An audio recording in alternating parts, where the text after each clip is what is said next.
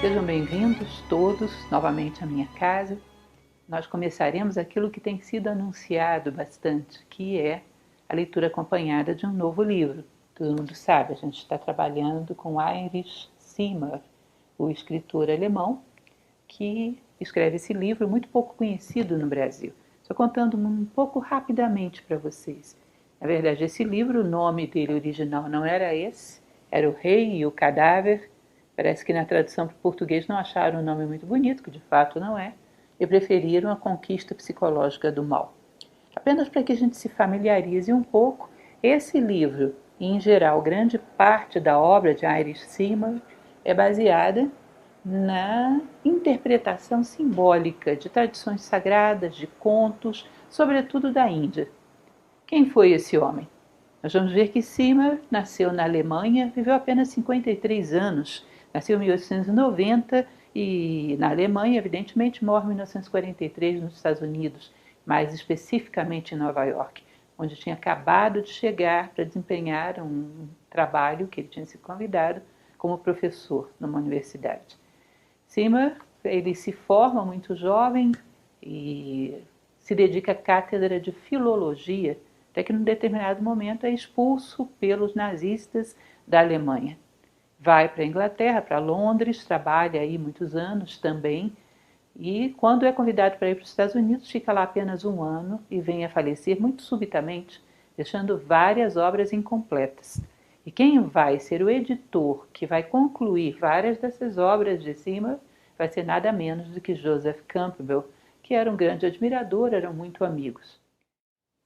Além de amigo de Campbell, ele também era amigo de nada menos do que Carl Jung, que admirava bastante o seu estilo de interpretação.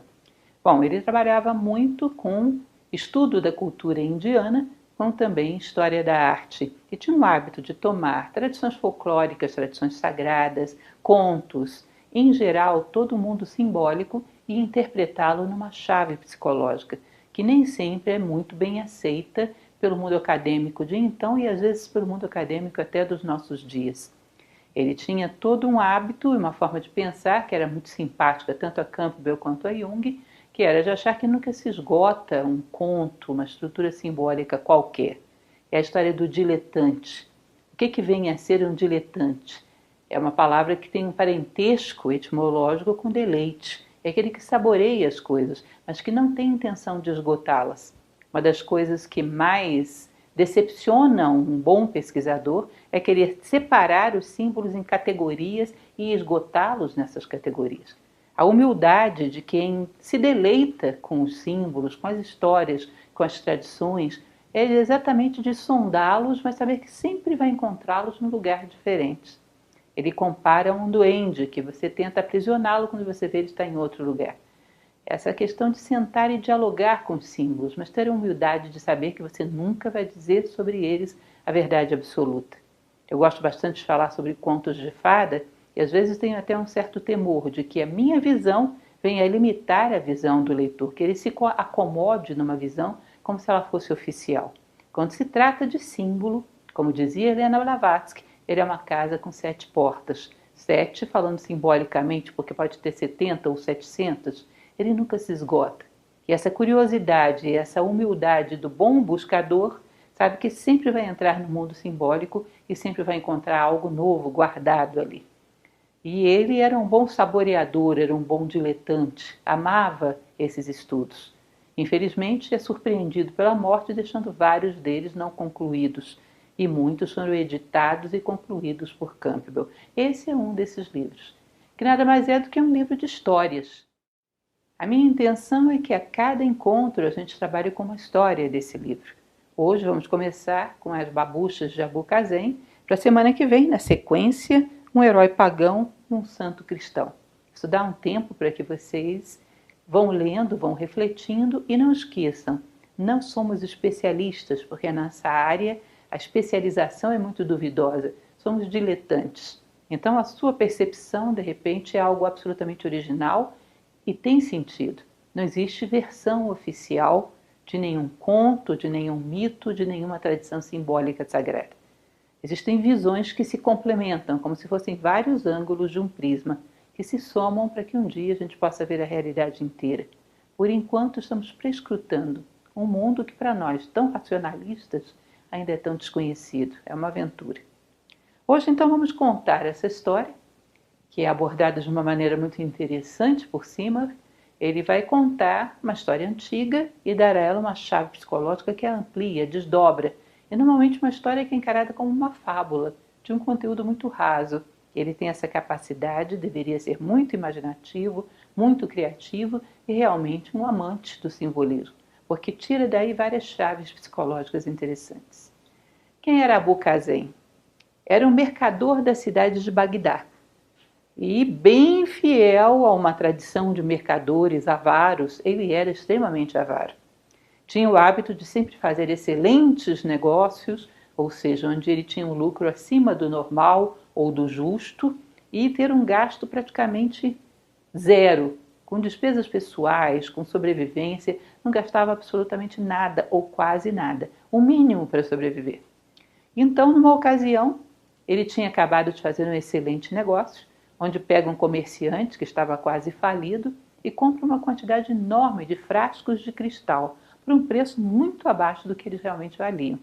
Não tem muita ética, não se interessa muito pelo bem do outro, apenas pelo seu lucro, e logo depois tem sorte de também realizar um negócio onde ele compra uma grande quantidade de essência de rosas. Juntando essas duas coisas, daria um lucro fabuloso, e ele se sente muito feliz por esse novo negócio tão bem sucedido. Ocorre que Abu Kazem, além das suas demonstrações de avareza comuns, ele tinha uma que era muito peculiar, que era conhecido em toda Bagdá por ela, que eram umas babuchas, um tipo de sapato, como se fosse um chinelo, e essas babuchas eram extremamente antigas, extremamente desgastadas, extremamente corroídas, e ele não as trocava. Então eram tão cheias de remendos, de taxas, era uma coisa horrorosa, e sujas e velhas. Todo mundo conhecia Abu Kazem por aquelas terríveis e horrorosas babuchas. Quando ele chega, então, ele resolve ir até uma casa de banhos, deixa sua mercadoria na sua casa. Era alguma coisa que ele fazia rarissimamente, porque era um capricho. Mas ele se sente no direito de um pequeno capricho, porque afinal de contas ia ganhar muito dinheiro. Quando ele chega nessa casa de banhos, encontra um amigo.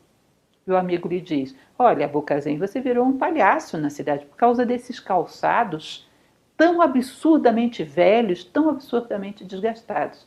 Você poderia pegar um pouco do seu dinheiro, você tem tanto, e comprar umas babuchas decentes. Um calçado que não te expusesse ao ridículo. E fala com ele, e ele olha e diz: bom, mas ainda dá para calçar. E toda aquela resistência, toda aquela avareza, todo aquele amor excessivo ao lucro. Os dois entram para tomar os seus banhos e deixam os calçados na antessala. Só que logo depois chega o Cadi de Bagdá, que era como se fosse um prefeito, um governante, e também se dirige à casa de banhos e também deixa ali as suas babuchas, que eram um calçado magnífico, próprio de uma alta autoridade, bordados em fios dourados, maravilhoso. Bem, alguém brincando, querendo pegar uma peça em Abu Kazem, esconde as suas babuchas e deixa apenas as babuchas do Cadi. Como seu amigo havia saído antes e eles já tinham tido aquela conversa sobre a necessidade de que ele comprasse outro calçado, quando Abu Kazem sai e vê aquela magnífica babucha, quase nova e tão luxuosa, ele diz: olha que sorte a mim, não vou precisar gastar dinheiro. Meu amigo teve piedade de mim, porque eu não tenho um sapato que preste, e me comprou esse aqui, maravilha. Ou seja, ele estava tão entusiasmado pela sua boa compra anterior, pelo bom negócio, que achou que a sua sorte havia sorrido e que tinha sido dispensado de gastar algumas moedas com a nova babucha. E vestiu as babuchas do Cadi e saiu. Ocorre que quando sai, o Cadi e os seus auxiliares procuram, não encontram o seu sapato, o seu calçado. Apenas aquela coisa horrorosa, escondida por trás de uma cortina, aquela coisa horrorosa que todo mundo na cidade sabia quem era o dono, Abu Kazem. Vão atrás dele e encontram o criminoso, entre aspas, com a prova do crime nos pés. Ele, muito espantado diante de tudo aquilo, é muito recriminado, acusado de roubo, fica muito constrangido, mas enfim, trocam-se os sapatos, ele volta para sua casa com a sua babucha. Quando chega em casa, ele já estava muito irritado porque tinha passado por um vexame, tinha chegado quase à prisão, resolve se livrar daquele calçado que há muito tempo ele já deveria ter feito. Então ele pega, puf, joga as babuchas pela janela e elas caem no rio Tigre. E ali havia uns pescadores recolhendo suas redes, e quando eles recolhem a rede, sentem alguma coisa pesada, pensam que era um peixe, o que era as benditas babuchas de Abucazém. Como elas estavam cheias de taxas que ele tinha colocado na tentativa de reformá-las N vezes, essas taxas haviam rasgado em vários pontos a rede dos pescadores, dando a eles um grande prejuízo. O que já os colocou irritados, considerando que Abucazém já era um personagem que não era muito querido. E evidentemente aquilo ali eram os babuchos dele. Aí, muito irritados, esses pescadores pegam essas babuchas e arremessam na casa de Abucazém pela janela. Ocorre que ele tinha pegado todos aqueles frascos de cristal, colocado as essências dentro, tudo arrumadinho em cima de uma mesa. E as babuchas, ao entrarem, saem quebrando tudo, destruindo tudo. Quando ele chega, fica horrorizado de ver o prejuízo que havia tido. Aí resolve que vai acabar com essas babuchas de uma vez por todas. Sai com elas. É curioso isso, ele nunca pede que nenhum criado faça isso por ele. Pega ele mesmo essas babuchas, sai com elas e vai até um reservatório de água que ficava um pouco longe da cidade, e aí ele joga as suas babuchas. Pronto, agora me livrei delas. Só que esse reservatório que abastecia a cidade, num determinado momento essas babuchas entupiram o canal que levava água à cidade. E as pessoas vão lá ver o que era, desobstruir. O que encontram lá? As babuchas de Abucazém. Todo mundo sabia que eram dele. Ficam furiosos, levam até a prefeitura. O CAD pede que se aplique uma grande multa a Abucazém. Ele é chamado a pegar o seu sapato de volta e pagar uma multa enorme. Fica super constrangido com aquilo, com muita raiva do prejuízo enorme que aquilo estava dando para ele. Aí resolve, quer saber de uma coisa? Eu vou enterrar nos fundos da minha casa. Vai lá, cava um buraco, coloca as babuchas lá, joga a terra em cima. Um vizinho, vendo ele fazer isso, bom, esse homem é rico, ninguém sabe de onde ele tira tanto dinheiro. Imagina, ele deve estar escavando um tesouro. Com certeza esse maldito desse Abucazém descobriu um tesouro no quintal dele e não contou para ninguém, isso é contra a lei, porque todos os tesouros descobertos em Bagdá pertencem ao califa. Ele está escondendo ouro ilegalmente. Vai e o denuncia novamente. E aí ele é obrigado a pagar uma multa maior ainda. Vai lá, desenterra essas babuchas e diz, bom, o que eu vou fazer com isso agora? Resolve que vai queimá-las. Mas como elas ainda estavam muito úmidas, ele resolve colocá-las em cima da sua varanda para que sequem ao sol, para que depois ele possa jogá-las no fogo. Só que na sua varanda, dava bem perto da varanda da casa vizinha, e o cachorro do vizinho vai lá e começa a brincar com aquilo, até que derruba no meio da rua. Ao derrubar uma das babuchas no meio da rua, ela cai, por má sorte, em cima da cabeça de uma mulher que passava, e essa mulher estava grávida. E toma um susto tão grande a ver aquela coisa caindo na sua cabeça, imunda, horrenda, pensa que é um bicho, que acaba perdendo a criança. Seu marido fica muito raivoso, vai novamente, o denuncia, ele é novamente chamado e paga uma multa ainda maior do que as outras duas que ele já havia pago. Já estava arruinado por causa daquele sapato. Aí ele chega ao juiz que o julgou e diz, olha, autoridade, essas babuchas estão me arruinando, me levaram à miséria. Por favor, a partir de agora, me inocente de todos os males que essa babucha possa causar, porque elas estão me perseguindo e me destruindo. E diz que o juiz, depois de rir às largas dele, rir por muito tempo, diz, tá bom, eu protejo você, você é inocente de qualquer coisa que essas malditas babuchas venham a causar. Ou seja, esse sapato, que ele há tanto tempo já deveria ter trocado, acabaram por arruiná-lo. Uma historinha, né? Bobinha, que parece que tem um único conteúdo moral. Os avaros serão punidos pela sua avareza. Mas, na verdade, o que Seymour diz, e que acredito que ele tenha razão, é que para dizer tão pouco, ela é muito complexa. Vocês percebem que ela é muito rica em detalhes simplesmente para dizer que um avaro será punido. Ela tem um crescente de situações. Ele vai tendo danos cada vez maiores provocados à cidade e cada vez compensações maiores que ele teria que pagar. E a babucha corre atrás dele. Ele percebe, bom, isso aí tem mais alguma coisa. Não é simplesmente uma historinha que se esgota aí, os avaros serão punidos. E ele vai fazer uma associação que eu acho muito interessante, onde ele vai falar, baseado muito na filosofia indiana, na qual ele gosta de se basear, porque tem um profundo conhecimento. Ele diz, bom, existe uma lei, que é a lei do karma. E esse karma, num determinado momento em que nós, por distração, por desatenção, deixamos de velar muito pelo nosso caminho, abrimos uma fresta de oportunidade onde as precipitações kármicas caem sobre nós. Karma é a toda causa que existe um efeito, no plano psíquico, no plano moral, no plano espiritual, inclusive no físico. A avareza que ele nutriu durante toda a vida, baseada numa máxima de ganhar o máximo, gastar o mínimo e ser extremamente insensível à necessidade do outro, o vício que ele criou de sempre estar buscando acumular a maior quantidade de riquezas possível, era simbolizado por aquelas babuchas. Na verdade, não eram simplesmente um calçado, uma sapatilha ou um sapato. Elas eram uma máscara social. Abu Qasim se apresentava à sociedade e era reconhecido, elas eram um símbolo dos seus vícios, que para ele eram virtudes. Tanto que ele velava por isso rigorosamente, anos a fio, recusando-se a comprar um novo calçado. As sapatilhas, os sapatos de Abu Qasim era a máscara que demonstrava ao mundo que ele era. Para os outros uma vergonha, para ele um orgulho. E essas máscaras, quando num determinado momento, por uma distração, percebam bem, se ele estivesse atento, ele poderia perfeitamente perceber que as suas babuchas estavam escondidas quando sai da casa de banho.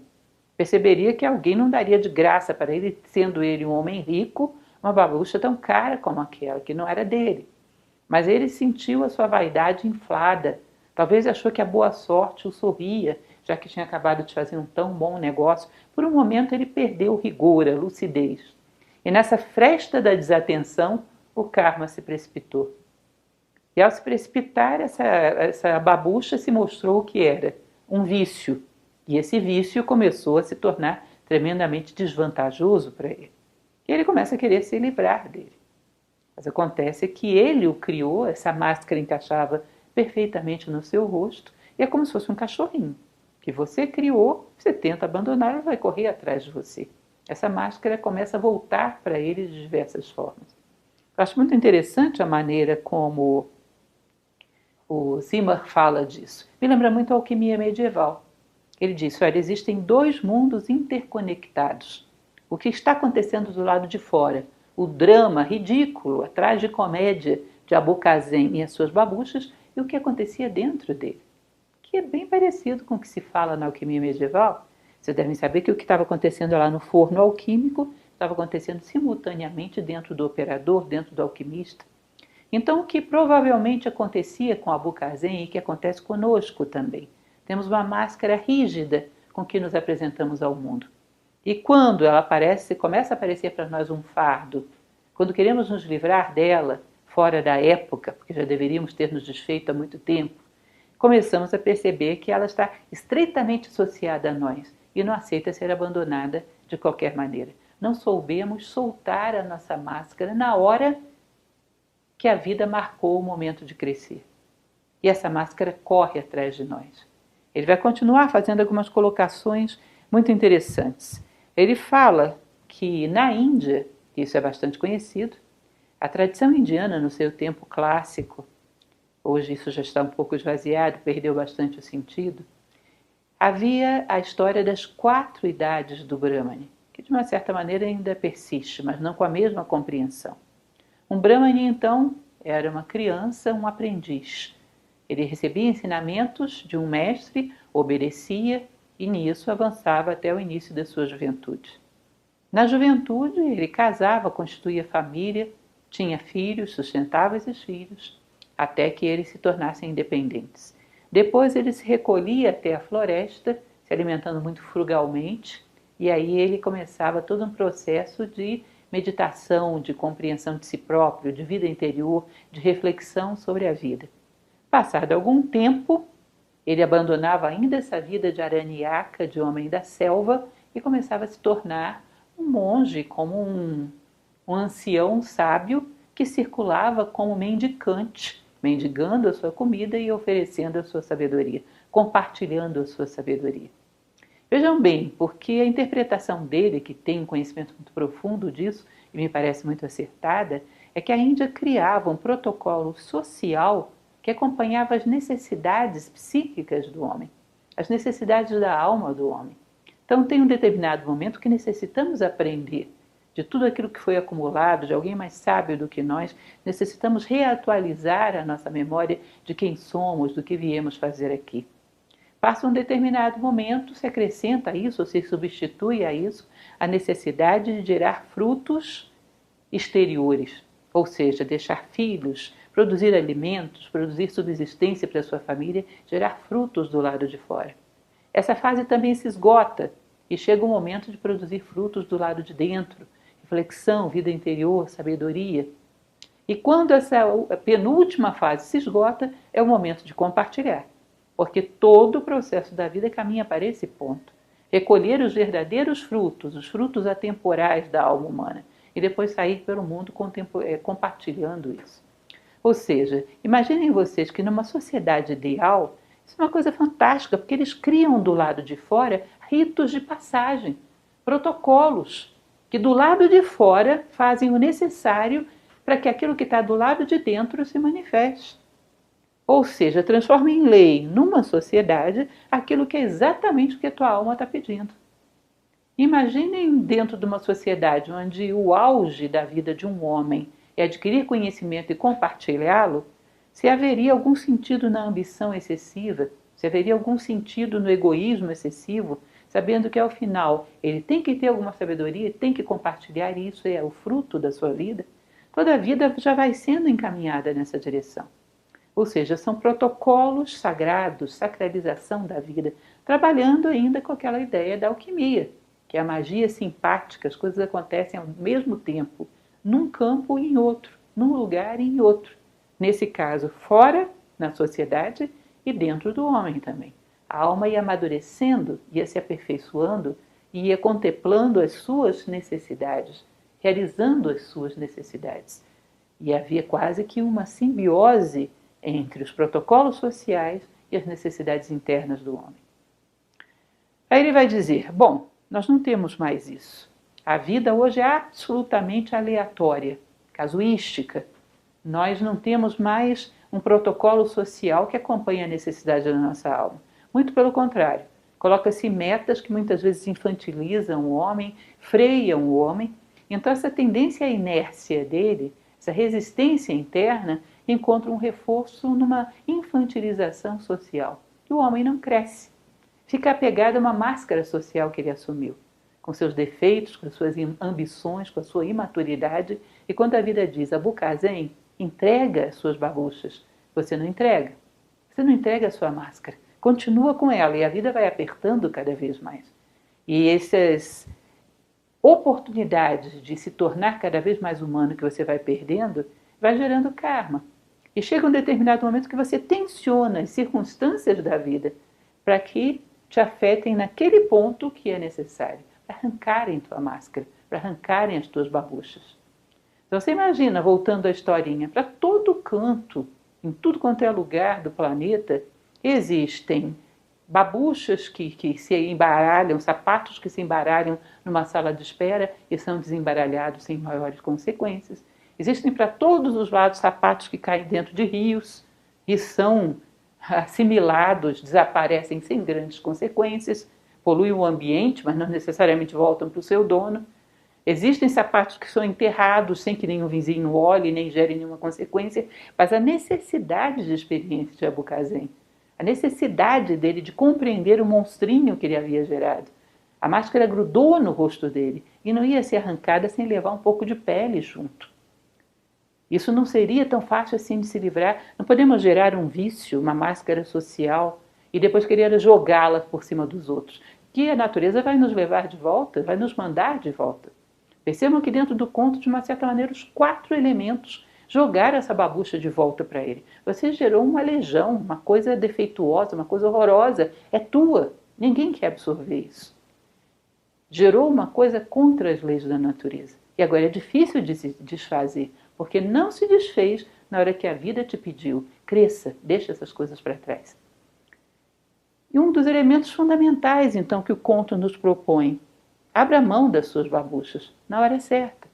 Saiba abrir mão das circunstâncias externas e internas para seguir o fluxo da vida, para fazer aquilo que a vida espera de você.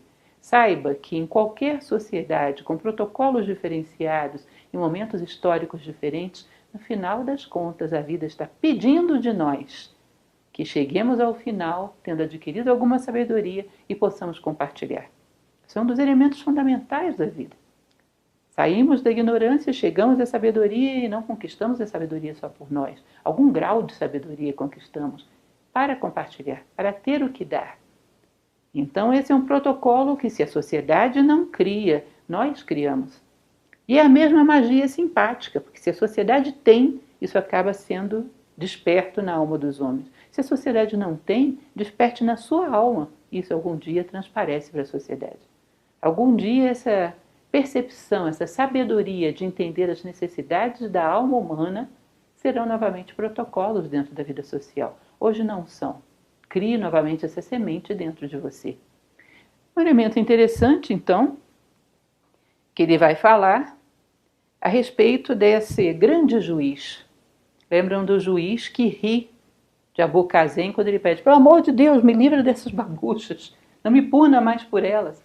Ele diz que em algum momento estamos tão saturados dessa máscara que grudou no nosso rosto e que não aceita ser desgrudada sem muita dor, que esse grande juiz deve olhar para a gente e deve rir. Bom, você criou esse brinquedo de mau gosto, que agora quer que eu resolva? E não tem jeito dessa máscara ser desgrudada do nosso rosto sem alguma dor, sem levar algum pedaço de pele, sem ser algum tipo de mutilação. Então, uma das coisas que ele vai falar: Abu Kazem somos nós. E nós temos que saber a hora de trocar os nossos sapatos. Saber que a culpa não é do meio, não é do rio Tigre, não é dos pescadores, não é do cachorro do vizinho, é da nossa necessidade de crescimento e do nosso karma negativo, que se juntam e mobilizam os fatores que estão soltos por aí por fora, para que nos ajudem a mostrar que estamos mascarados e que é hora de nos desfazermos dessa máscara. Então nós mobilizamos os fatores, porque estamos usando os sapatos errados por muito tempo. É como se não quiséssemos crescer. Então você imagina um sapato desse tamaninho. É ótimo para uma criança de colo, muito bonitinho, mas seria um absurdo se quiséssemos estar com isso no pé até hoje. E se tentássemos fazer, o que tipo de mutilação teríamos que fazer com o nosso pé? Em que condições estaríamos caminhando? Não saber abrir mão das coisas no tempo certo, talvez por não tê-las vivido corretamente, talvez por falta de vida interior. Existe algo dentro de nós que necessita nascer.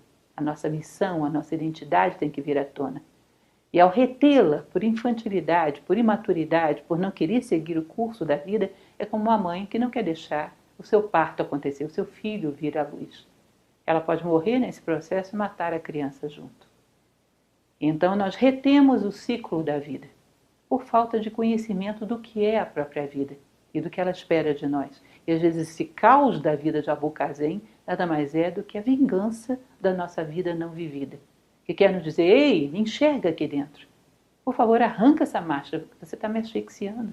Por favor, arranca esses sapatos, você está me aleijando e eu preciso fazer você caminhar. Percebam o requinte de um escritor conseguir tirar tantas conclusões de uma historinha que parece uma mera fábula tradicional. Esse é o perfil, esse é o estilo de Simar.